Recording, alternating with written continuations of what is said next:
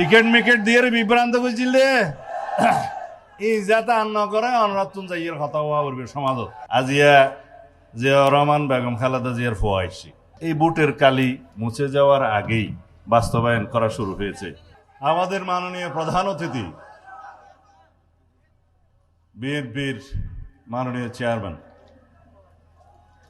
বাংলাদেশের প্রধানমন্ত্রী, সংসদ নেতা শহীদ রাষ্ট্রপতি জিয়াউর রহমান এবং দেশনেত্রী বেগম খালেদা জিয়ার সুযোগ্য উত্তরসূরি জনাব তারেক রহমান, মঞ্চে উপবিষ্ট সকল মন্ত্রীবর্গ, আমার প্রিয় এখানকার নেতা সংসদ সদস্য জনাব লুৎফর রহমান কাজল, এই এলাকার সম্মানিত জনগণ, আসসালামু আলাইকুম রহমতুল্লাহ।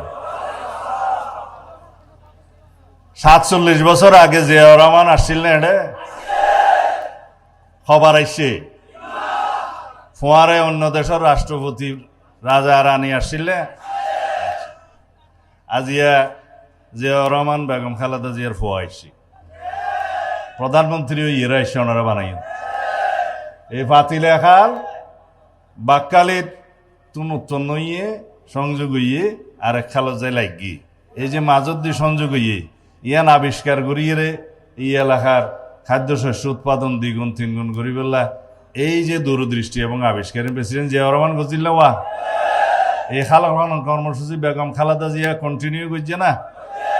তারপরে তেরই সুযোগ্য উত্তরসূরি বাংলাদেশের মানুষ এবং কৃষকের লইরে চিন্তা করে দেয় মানুষ জনাব তারেক রহমান আবার অনার্সার মধ্যে আসছে না। সারা বাংলাদেশত 20,000 কিলোমিটার খাল কাটিবে না, খাদ্যশস্য উৎপাদন করে রপ্তানি হইব না ইনশাআল্লাহ। জিয়াউর রহমানের মতো অনার বেক্ষণ আসন না ইনশাআল্লাহ। মা বোন কল্লা যেমন ফ্যামিলি কার্ড, কৃষকল্লা কৃষক কার্ড, তারপরে অন্যান্য কার্ডের কথা ওনারা শুনলেন, স্বাস্থ্য কার্ড, তারপরে ইমাম মুয়াজ্জিমুল্লাহ কার্ড, ভাতা, রাষ্ট্রীয় ভাতা, এরপরে অন্যান্য ক্ষেত্রে সমস্ত জায়গায় একেবারে ডিজিটাল পদ্ধতিতে বাংলাদেশত হনকিয়ার মাধ্যমে ডাইরেক্ট ব্যাংক অ্যাকাউন্টের মধ্যে সেবা ঢুকিব গুই বাহ শুরু হইয়ে না। তো বিরোধী দলের অবস্থা তো বাড়ানো, সুতরাং সমালোচনা করিব। তারপরে তারা যেভাবে বুড়োর মধ্যে খাস কাম করছি আর ভাই খাজল তো আরে 1 লাখ ফুট বেশি ভাবের কথা হবা ওই মাইফকলের ওই যে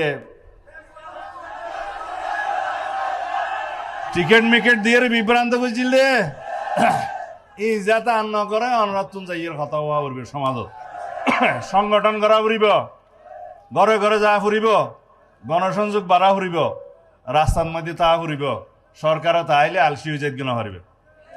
আমি একটু আঞ্চলিক ভাষায় কথা বললাম, মানে প্রধানমন্ত্রী এই এলাকার মানুষের সাথে শুদ্ধ ভাষায় কথা বললে নিজেকে একটু পর পর মনে হয়, দূরের দূরের মনে হয়।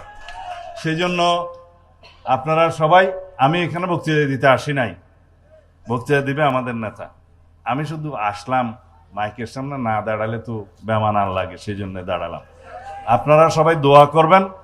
আমরা কক্সবাজারের জন্য, সারা বাংলাদেশের জন্য বৃহত্তর মাস্টার প্ল্যান করে আমাদের নেতা বলেছেন আই হ্যাভ এ প্ল্যান।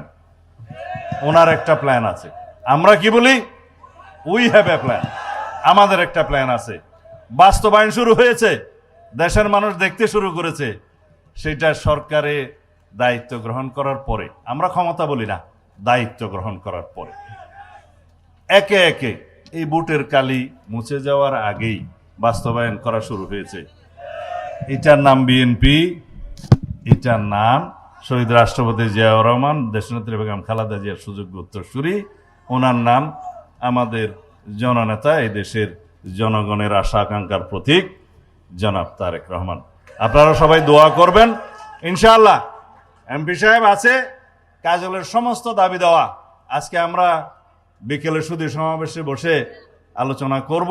মাননীয় প্রধানমন্ত্রীকে অনুরোধ করব, আপনারা অনেক কিছু শুনতে পাবেন এই এলাকার মানুষের জন্য, কক্সবাজারবাসীর জন্য, সারা বাংলাদেশের জন্য যা কিছুই প্রয়োজন তিনি চিন্তা ভাবনা করে রেখেছেন।